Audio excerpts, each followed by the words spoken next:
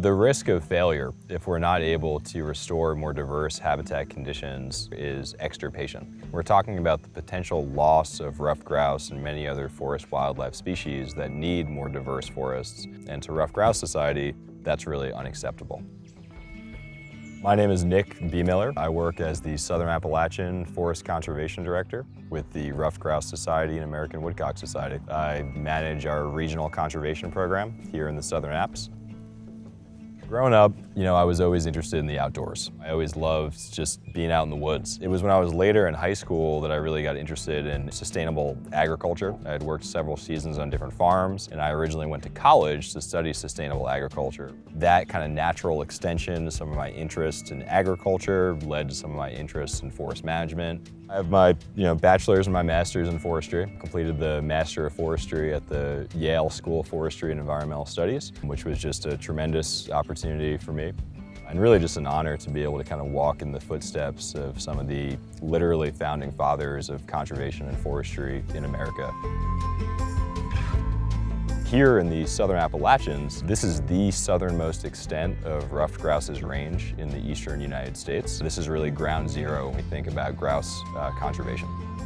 Ruffed grouse are a forest bird. Grouse is a very charismatic, iconic bird. It's a non-migratory bird, which means that it is really indicative of habitat conditions around the place that it lives. It hangs out and lives the majority of its life within the region that it was born. Since 1989, we know that we've lost about 71% of ruffed grouse population abundance in the Southern Appalachians alone. It's concerning for a number of reasons. Ruffed grouse are both culturally significant and important species to a lot of people that enjoy hunting them or just enjoy seeing them and knowing they're in the woods. But ruffed grouse are also an indicator species in that they're an indicator for healthy, resilient forest ecosystems. So the primary driver of ruffed grouse decline is the loss of habitat diversity, specifically of young forest habitat. And so when ruffed grouse are declining in the way that they have, it tells you that the whole forest ecosystem is out of whack. Ruffed grouse are also what we could consider an umbrella species in that their decline is consistent with the decline of many forest wildlife, including many species that are identified as species of greatest conservation need in state wildlife action plans. And so it's no surprise when you have a landscape that's dominated by forests that are 80 to 120 years old, that species which require more early successional or young forest conditions are declining, and also species that require more late successional, very old forest conditions are also declining at alarming rates. So when it comes to grouse and when it comes to forest wildlife, we really don't have an option except to act and except to manage our forests so that they are healthy and we can give these wildlife species a fighting chance to hold on into the future.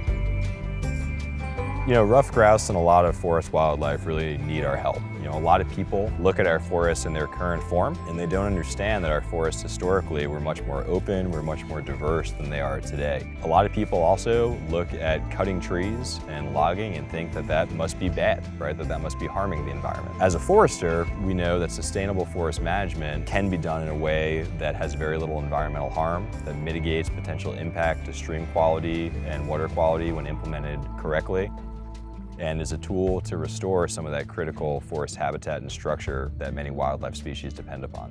I think also that some people will see a commercial timber harvest and they see that trees were cut and they think that it must be something bad. And I get that. Before I studied forestry and went to forestry school, I probably would have thought the same thing. But it comes with understanding that our forests have departed from healthy conditions to really understand that active forest management and sustainable forestry can be a tool to really help restore those conditions. So I think part of the need that we see is helping people understand that cutting trees is not inherently bad, and in fact is a core part of the solution when it comes to the needs for more diverse forests.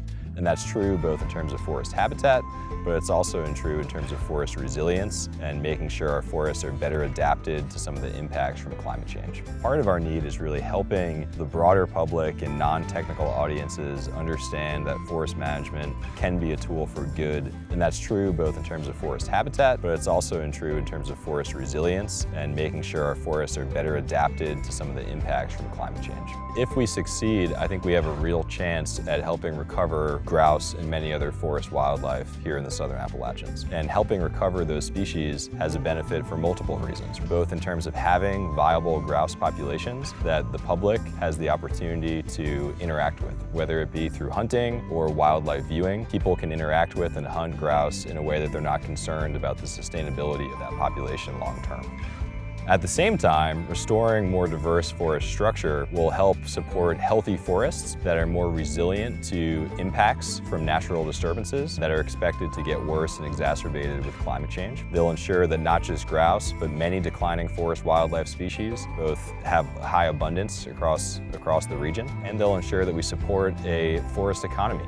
There's many opportunities that we have to help solve this problem. We have the tools in the toolbox to get the work done, and I'm generally pretty optimistic that if we're able to act now, we'll have a bright future.